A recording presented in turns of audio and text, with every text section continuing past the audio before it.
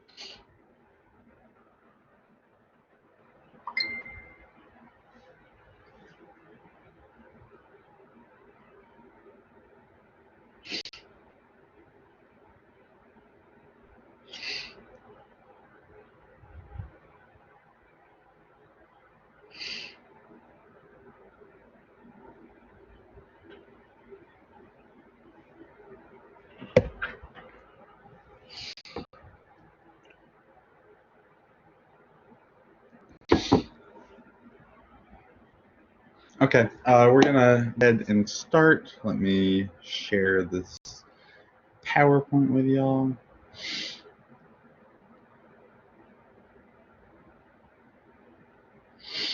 Okay, so today, as you're probably aware, we're going to be talking about biopower. My name is Dan. I'm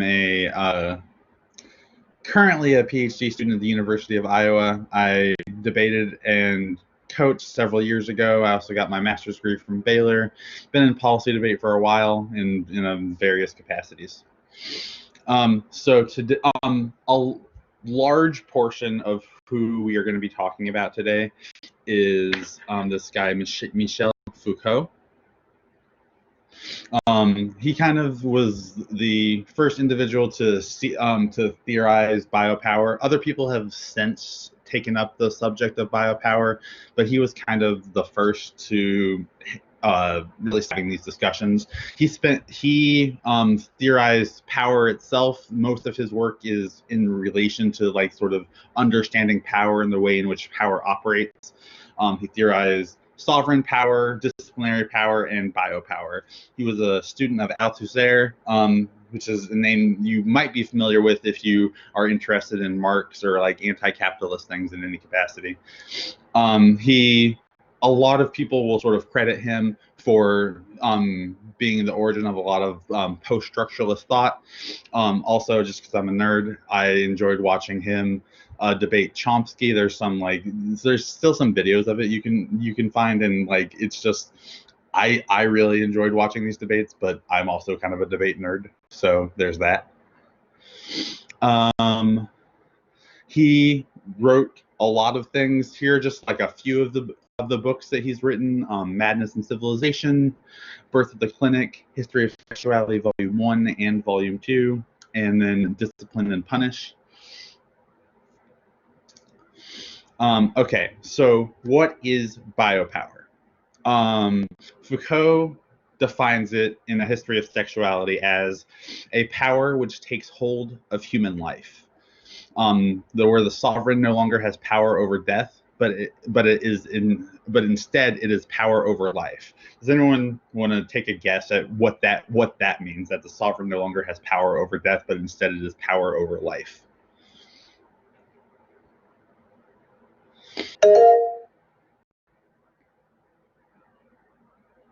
Sean, go ahead. So I think like examples he used were like how the sovereign was able to use like taxes, regulations, and a bunch of other things that were just governmental like authorities that pretty much controlled the entire like population's life. Those are Right. just like a few examples I know. Yeah, so that's really good. So to first get into to sort of explore this a little bit, I do also want to talk about sort of sovereignty writ large. We are unfortunately going to have to talk about some more of the old white dudes that Michelle talked about yesterday in the liberalism lecture. So this is Hobbes. So sovereignty. Hobbes was one of the individuals who like very seriously theorized sovereignty in the 1700s. He argued that the right of sovereignty was the right to take life or let live, and then and then sort of Foucault is theorizing that there is sort of that biopower is a new right to make, live, and to let die. So for Hobbes and for Foucault, sovereign power is a power which deduces. What does that mean? That it is a power which deduces. It is a subtractive power.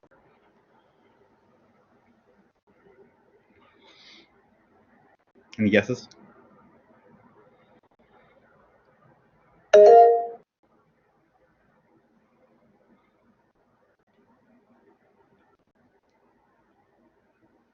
Someone has their hand raised. I can't really see. It's like Aaron, go ahead. The power of a government or other powerful entity to take away rights or property. Right. So we have this quote from Hobbes here: for seeing there is no commonwealth in the world wherein there be rules enough set down, and you can sort of read the rest of that. But sovereign power is the right to take away not only life but wealth, services, labor, products. Its only power over life is to seize that life, to end, impoverish, or enslave it.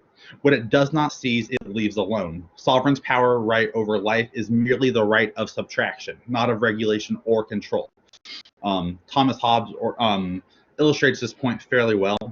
Hobbes also notes in particular that it would be pretty ludicrous for a sovereign to attempt to regulate the sort of corporeal dimensions of a particular individual. And so there is no sort of like covenant with the sovereign that could be concerned with these aspects of a subject's life. Hobbes argues that so far as sort of like corporeal liberty is concerned, yeah. Nicole, go ahead. So does the sovereign refer to a state or to a person? It's usually like a king. It refers more to just like an individual ruler, like a figurehead.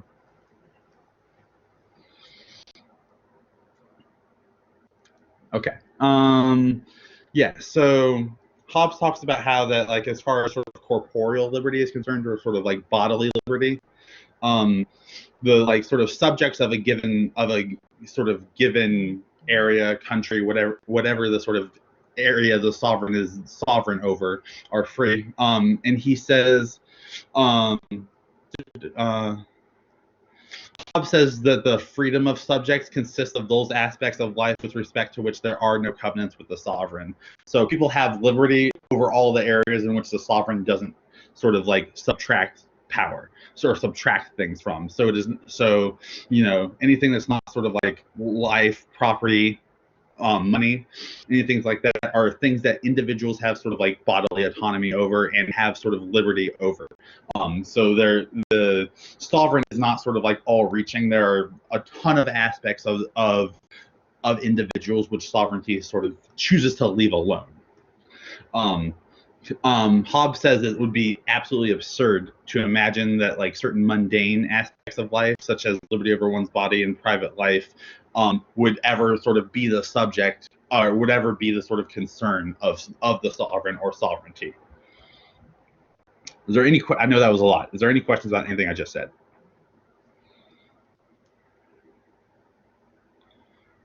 Cool. So actually, what is biopower? So sovereign power would be replaced by a power working to incite, to reinforce, to control, to monitor, to optimize, and organize the forces under it. It's a power bent on generating forces, making them grow and ordering them, rather than one dedicated to impeding them, making them submit or destroying them.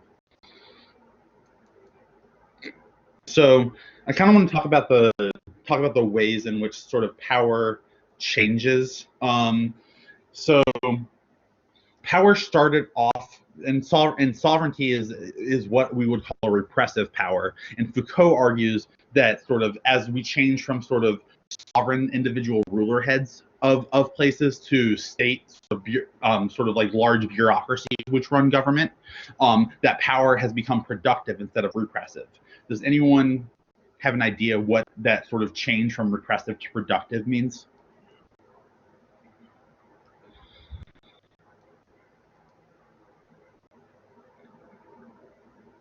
You want to take a guess? Okay. So part of what this means is that you are not sort of born into the world a fully molded individual.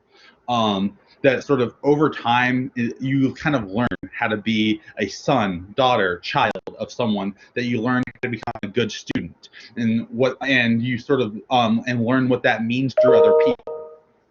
Because that process is not entirely repressive. Like no one is actually literally holding a gun to your head, but it is instead productive, i.e. it's because your parents, teachers, relatives, and other sort of people who have authority over you tell you what's right from wrong, normal from abnormal, in order to build that image of a good citizen. The process of building these ideas of this individual through like imparting certain kinds of knowledge is called subjectivization, where there are practices, words, feelings, and knowledge that in the end all encourage self-regulation from abnormal behavior. And this is called discipline. Now, the image on this slide is actually kind of important. So this is a pretty famous idea from a utilitarian called named Jeremy Bentham. And this is sort of an image of like the sort of ideal prison, called a panopticon. Basically, it would be a sort of circular prison, with all sort of windows of the prison facing inward, with a singular tower that all of the windows face towards.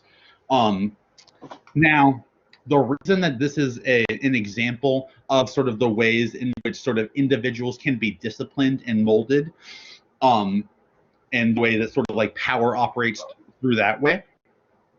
Well, actually, does anyone want to take a guess about sort of how this prison would show that like the ways in which power becomes productive?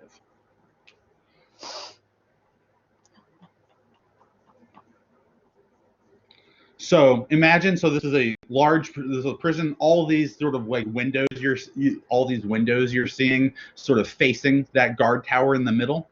Imagine all of those windows are all prisoners know that there's a guard in that guard tower. They get sort of habituated to the fact that there's a guard that enters that tower, day after day, night after night. However, and so they sort of refuse to do anything. They refuse to ever sort of like do anything to stop, or to like that would get them in trouble with the guard or would cause any sort of like backlash from the guard. And so what if sort of the windows in that guard tower that prisoners could not see through, and so they wouldn't ever actually know if there was a guard inside of it or not. but people would still sort of behave as if there was, because they don't really have an idea if someone is in there or not, i.e. they have become disciplined or habituated to sort of obey a certain set of social norms or a certain set of norms in order to sort of like protect their own lives. This is biopower.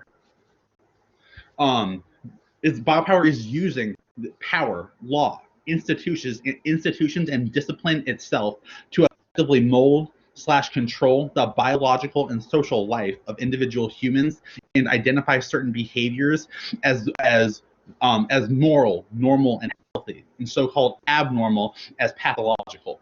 One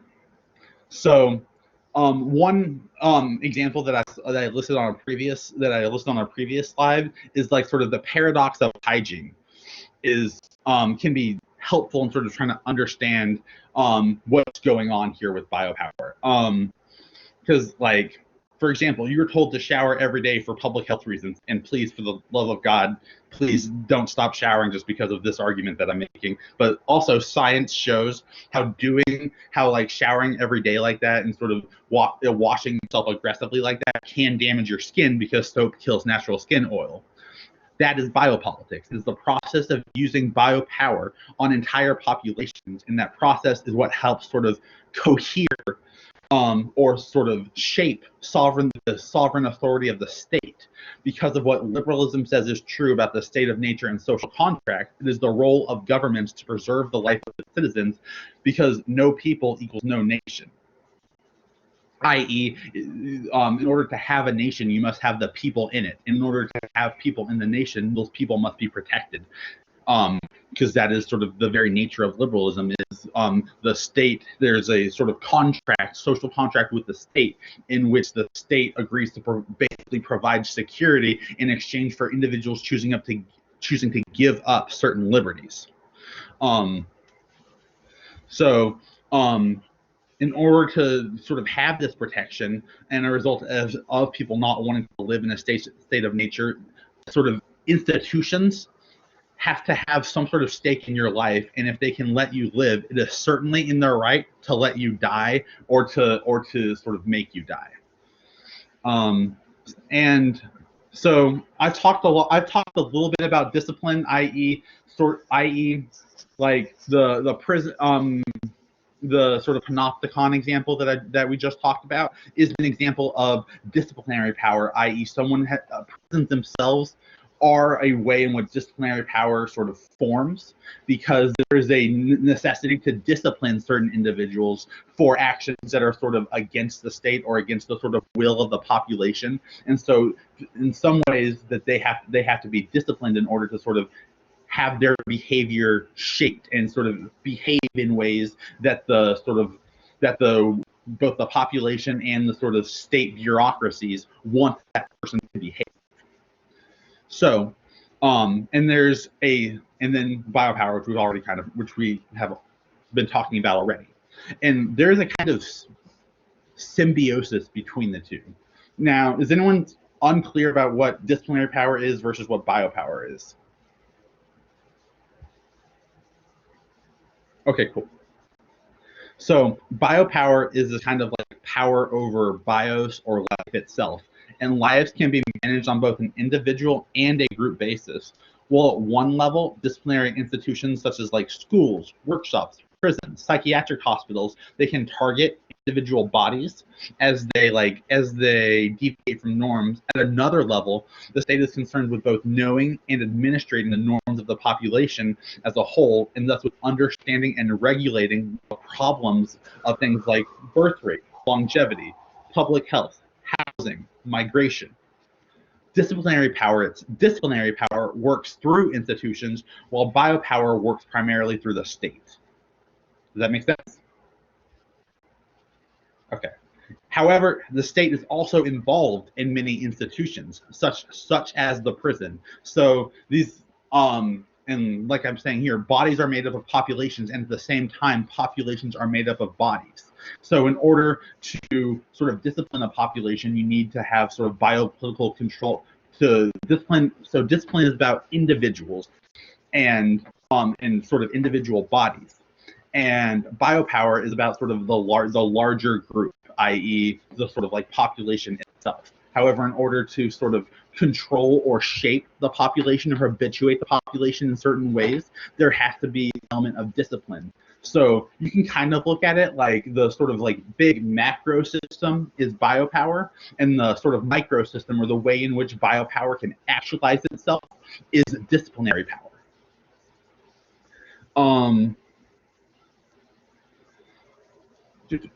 What else am I talking about? Oh, yes. So we have death. We're going to talk about death here a little bit. So within biopower, death is no longer a spectacle. It is something a little more private. Because we now have the power to keep people alive when they should be dead, and to decide when to let them die, or to regulate their lives even after. Biologically speaking, they should be dead. We may thus choose to cease managing an individual's life by letting him or her die, or to not foster certain lives to begin with. But this is not the same thing as the sovereign's right to kill. Because a person could be allowed to die, or her life may be disallowed to the point of death, and while the state monitors the morbidity rate, you can be fairly certain that your death will not be claimed by the state, and that your life will be managed but not seized. This is why death, according to Foucault at least, has now been privatized. It is, at least according to Foucault, outside the power relationship. Foucault, in a lot of his writing, talks about the ways in which sort of like sex has become silenced and repressed. However, Foucault, in History of Sexuality, pretty convincingly argues that sexuality is in fact not repressed at all, and we probably talk about sex more than we talk about literally anything else. On the other hand, the thing that is actually taboo and really taboo is death itself. Foucault thinks, and there's an irony here, in that this disqualification of death has meant that wars are bloodier and more brutal than ever, but become justified in the name of life itself. A helpful example in thinking through this can be like the Holocaust of the Jewish people during World War II, along with like extermination of gypsies and the euthanasia of mentally ill and people with developmental disabilities, all of things that were sort of justified under the Nazi regime in Germany as a type of racial regime, i.e. necessary or beneficial to German flourishing. Like, there's Nazi propaganda that depicted Jews as a plague of rats that posed a threat to German well-being, and presented medical care for the mentally ill and disabled as a drain on German resources, better used for those fit to survive. So, despite the sort of disqualification of death in the modern era, Foucault argues that there will in fact be more genocides under biopower than under sovereign power, because biopower wants to manage the health of certain populations. When combined with racism, this becomes cast as a concern for the racial purity of like entire populations, i.e. genocide becoming very, very easy to justify. Large scale sort of like exterminations of like populations become very easy to justify. Like this quote says, wars are no longer waged in the name of a sovereign who must be defended. They are waged on behalf of the existence of everyone. Entire populations are mobilized for the purpose of wholesale slaughter in the name of life necessity. Massacres have become vital.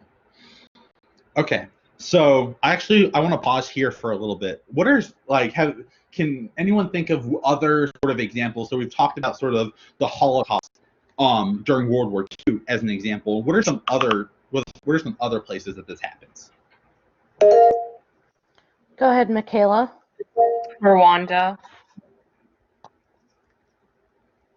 Yeah. Clarissa? So yeah, Rwanda. So like The Rwandan genocide. Yeah. All right, Clarissa. Yeah. Oh, I mean, this wasn't, unless you're talking about the French and Indian War, it's not necessarily a war, but the Native American genocide. Like just. So that one might be a trickier example, because I think Foucault would probably argue that genocide was, or was probably the result of sort of an individual sovereign trying to sort of like and trying to sort of like clear land. I'd be cautious about sort of calling the sort of like process of settler colonialism and biopower sort of one and the same necessarily. Because there wasn't like a population that they were that like the king in England was trying to protect in order to like make space for colonists. Any other examples?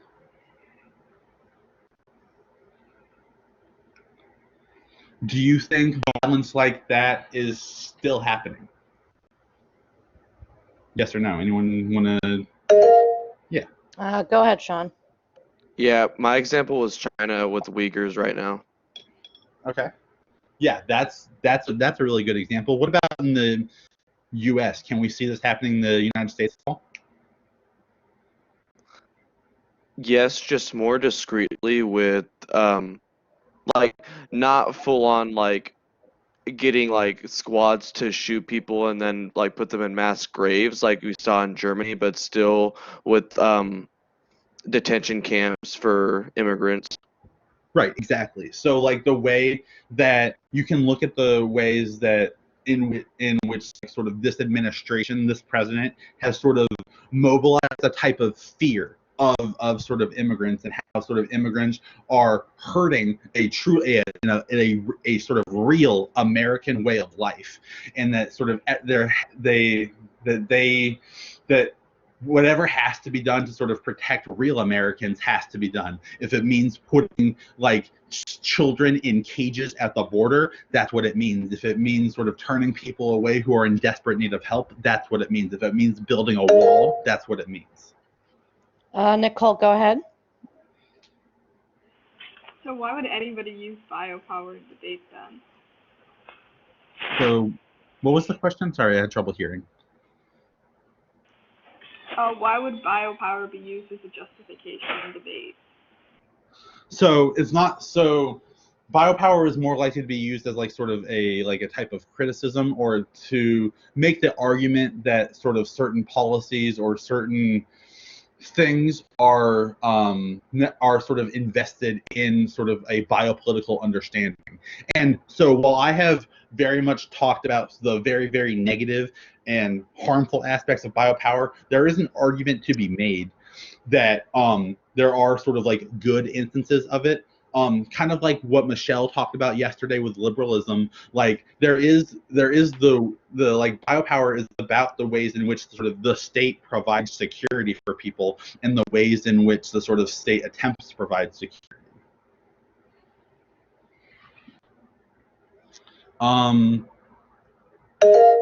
Yeah. Aaron, go ahead. Would you say that government stay-at-home orders are biopower? Probably. I think that is likely. However, given the sort of like inconsistency with which they are applied across a variety of bureaucracies, that one's a little more difficult to answer. But another sort of helpful, I'm glad you brought up sort of COVID, because I did want to talk about that. In that, look at some of the response to COVID and the response to like the people who are sort of like engaging in the sort of mass protests and sort of who say they shouldn't have to wear a mask and that their sort of liberty is being impeded. Like what type of arguments are these people making about sort of like why that we shouldn't be staying at home and we shouldn't all be locked up? What are the arguments? Leah, go ahead. Like they're arguing for bodily autonomy and like they want the right to like decide whether or not they have to wear a mask. Right. So they think they should get that choice. Yeah. Nicole, go ahead. The economy and the theory that more people are going to die because they aren't going to be able to get cancer diagnoses and etc. Yep. Okay. That's another part of it. Anything else? There's one particular thing I'm still kind of looking for. Go ahead, Abigail. I've heard arguments with freedom of religion saying that like people want to go to church and that it's violating their or impeding on their freedom of religion to not be allowed to go to church. Okay, that's definitely part of it.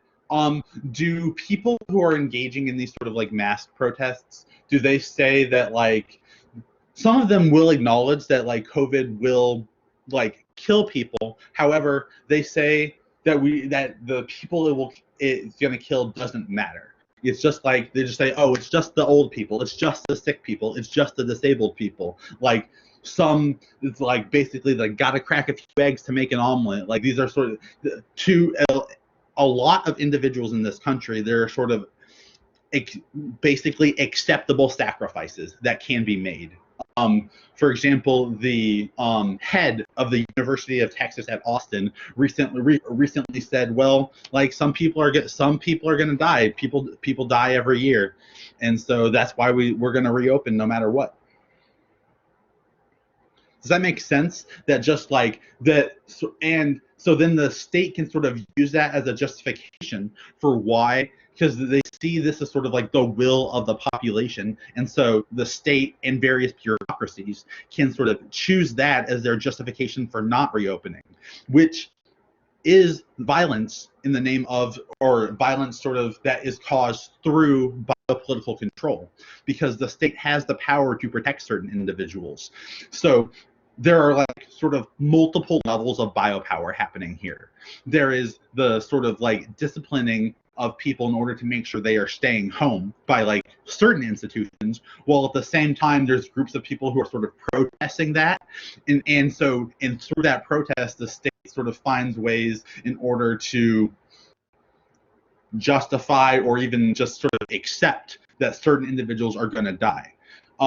And this is exactly what I meant when we were talking about that, like biopower is the power to make live and to let die, because it is not that sort of certain individuals are being made to that certain individuals are sort of being killed explicitly by the state, because like that's not what's happening. It's that sort of the state is just letting certain individuals die. It is not protecting certain populations in order to protect the sort of the larger sort of body politic or sort of the larger population. Are there any questions about that? Okay. So, and this is kind of what I want to spend a decent amount of the rest of the time, or the next little bit talking about. So the idea of like population management is sort of central to biopower. So does anyone know the sort of the origin of like of eugenics and sort of like where that got started? Go ahead, Aaron. Social Darwinism? Yeah. And where did that start? Colonialist powers? It started, yeah. So it had some of its origin in sort of like colonial practices and colonialist powers. Go ahead, Nicole. Research done by Charles Davenport, he thought that by using eugenics, by breeding sort of the people with the best quality traits, that they could create a master race. And where was he from? I think it was England, but I'm not sure. So he might have like immigrated from England, but I do know sort of like most of the sort of early eugenics work was done by the United States. It happened in the U.S. Yeah. And which is something that like kind of gets forgotten when we talk about sort of how awful and reprehensible the Holocaust was. That sort of the things that happened in the Holocaust that sort of America, United States, provided the prototype for.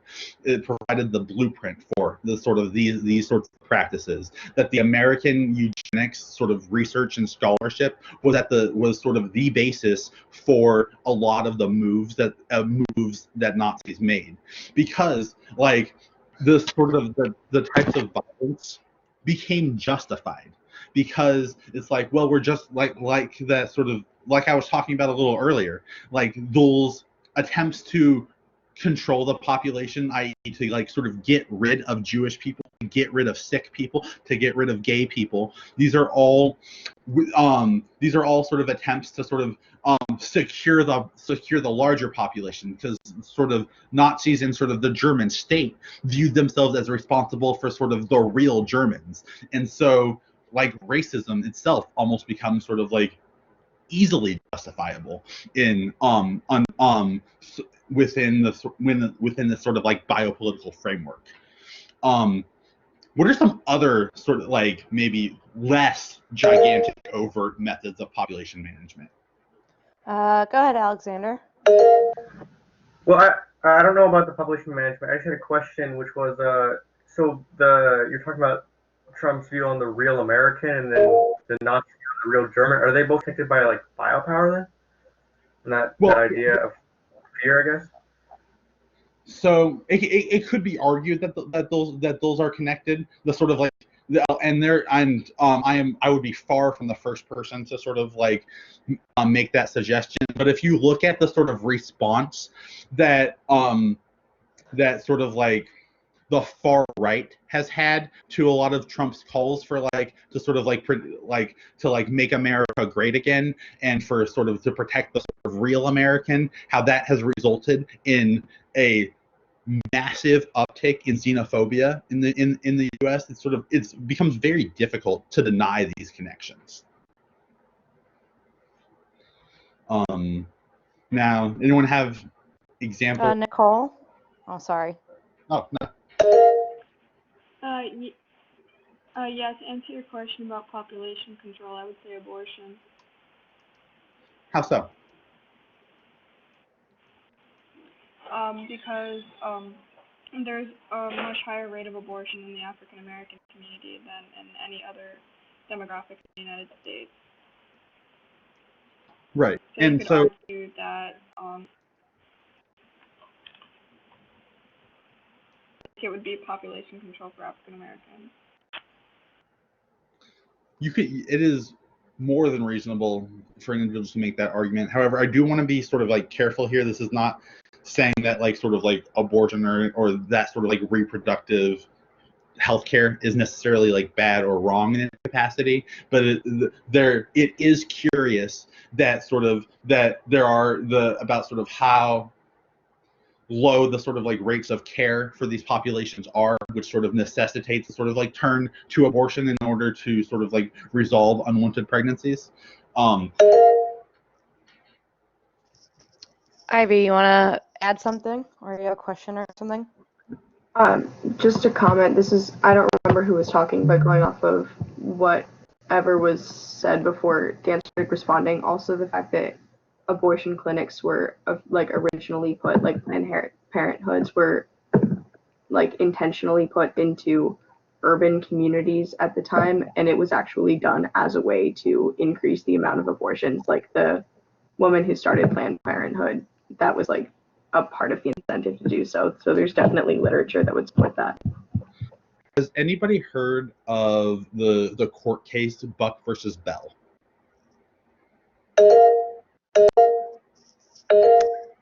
Justin, what is Buck versus Bell?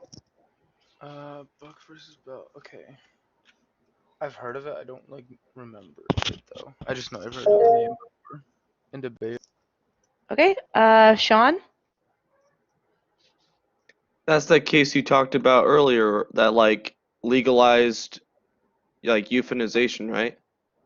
Yeah, I did talk about it in that disability lecture, didn't I? Yeah, it is a court case in the early 20th century that sort of legalized eugenics, basically legalized sterilization.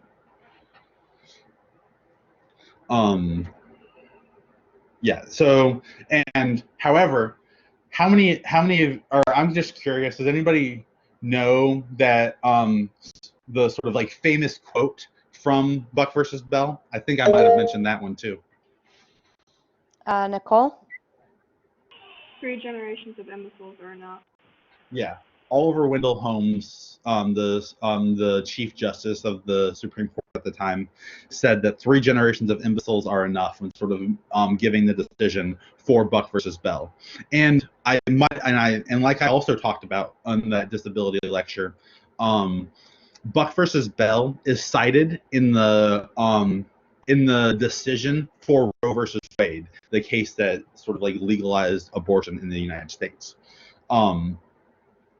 And the sort of there's 2 reasons that it was cited. The first one is that the right to an abortion should not be an unlimited right. And the second reason is that the abortion can and should sort of be justified in instances where individuals would become a drain on the state, i.e. a drain on sort of the sort of like population's resources or individual states' resources, that it becomes justifiable and even preferable for an individual to be aborted in the instance where it is just going to become a drain on society. Now, I also list here designer babies. How is designer babies sort of like, why is that in the same list here? Anybody? How might designer babies be an example of population management? Go ahead, Alexander. This is just kind of a guess. I'm guessing the theory of designer babies, at least, is to produce like a kind of like the best kind of person you can make, which could also be used as a way to kind of weed out things that people think aren't good, like certain traits and stuff. So that could be used to manage the population of people who are considered like undesirable or something. Yeah. Did we have another hand raised? Yeah, Ilias or Zachariah? Zachariah? Yeah, Sorry. like with a designer baby pretty much being like having its genetic makeup like being made like to the maximum, I guess it's like trying to maybe have one type of look almost, or one type of like ethnicity, like kind of like an ethnic type of control. Yeah, so you could like, control, you could make the entire population one sort of ethnic group, or Yeah. you could completely eliminate disabilities. So yeah, these are all sorts of ways in which sort of population management sort of enters and is part of biopower. However, there are sort of like, I guess, less insidious or less sort of like violent or at least overtly violent methods of population management, like death, the like birth rates, death rates, the sort of like statistics that are tracking these things. These are tools of biopower because they are tools to let sort of the sovereign, or to let the sort of like state know what like how certain individuals are doing in order to protect them or not protect them in certain instances. All of these things become sort of tools of biopower.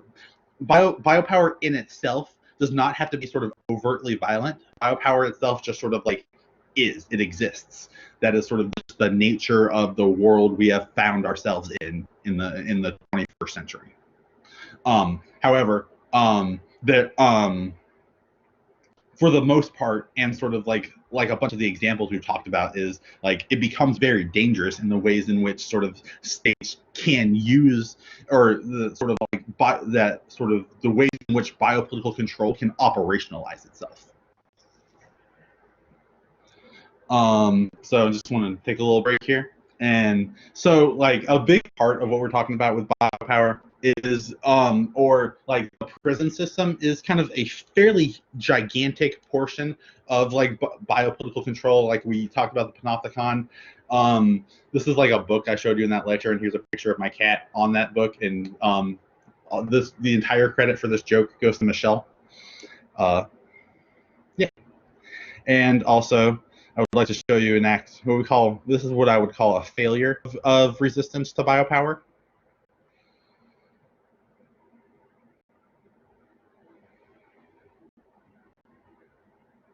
She really wants these treats. She has since found out a way to open it, so now they have been hidden because of that's the way sovereign control sort of operates. But in all seriousness, there are like a large number of criticisms of the ways Foucault has theorized biopower. The first one is just like Foucault wildly under theorizes the question of resistance.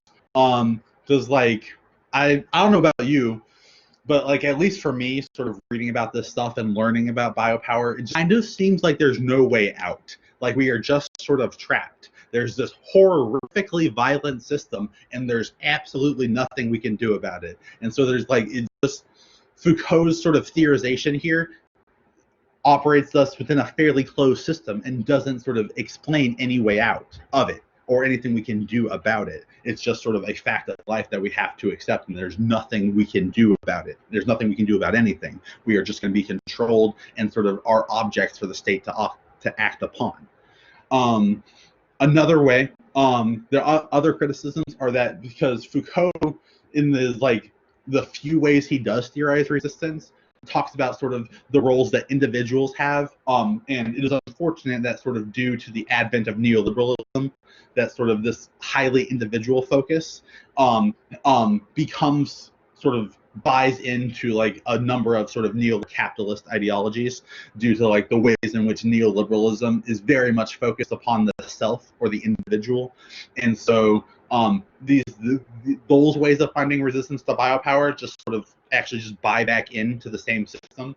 So if you happen to be debating biopower or debating somebody who was like making arguments about biopower, about how bad it is, like a like critique of capitalism or a CapK would be in a very effective response to it, because you can make the arguments about the ways in which resistance gets theorized in biopower and how sort of individualized it is, just sort of like buys us back into the same system, because like neoliberal sort of bureaucracies are going to recreate the same system, maybe even worse, because they're just going to be sort of more market ideologies, which are I would be highly skeptical, at least of being less violent than the status quo. There are some other people who I'd say some other people. I'll list two here. There are a ton of people who sort of like draw upon Foucault. I know I kind of like focused this lecture a ton on Foucault. I just kind of wanted to give you the foundations here. But so there is a French philosopher, Agamben, who takes up a number of Foucault's sort of theories about biopower. Agamben becomes really interested in sort of this idea of the state of exception, and sort of the camp as a state of exception, i.e. the places where sovereign authority can sort of strip rights away and do whatever it wants to people. Talked about sort of the camp in Nazi Germany as an example of the state of exception, where there are sort of like less insidious examples, like airports are zones of exception. And then the last thing I'll mention is this guy, Mabembe, who takes up Foucault's theorization of biopolitics and says, no, actually you're wrong. It's not biopolitics, it's necropolitics. The state is not sort of operating, isn't operating according to the sort of use of like make certain people live and let other people die. The state makes certain people die and lets others live. Like the structure of neoliberalism has meant the sort of conditions of the world are so bad that like living is almost worse than death itself. I do think that's about time. So yeah, if anyone has any questions, I would also be happy to answer them right now. And we had one in the comments by Sean, which was, what's a common alternative you might see when someone reads biopower?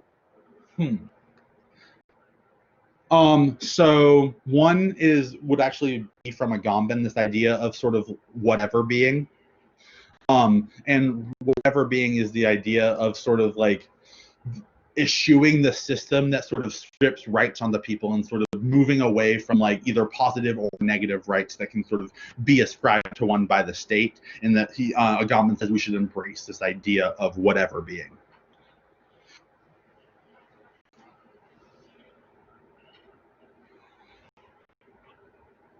Another, if they're doing really old school Foucault, would be a discussion of genealogies, which is something he plays a lot of attention to. genealogies are a little different than telling a story. It's like crafting a much deeper explication of why things exist, if that makes sense. Although there's a large amount of criticisms of them, because even Foucault himself says telling stories might serve biopolitical ends in and of themselves. What ologies? What's it called? I'm The term? gonna type it in the Okay, thank you. mhm.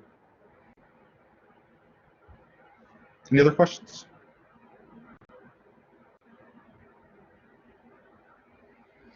All right, then y'all. Let's see. What time should they be back in lab, Jackie?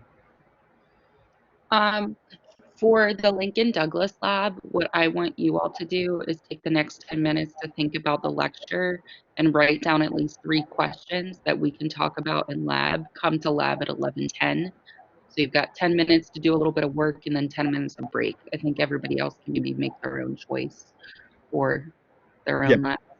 Varsity policy is gonna meet back in our lab at 11:10.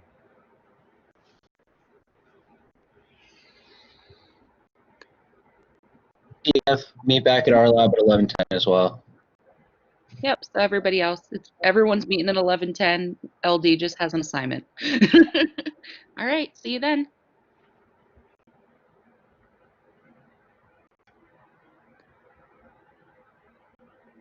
Great lecture, Dan. Thank you.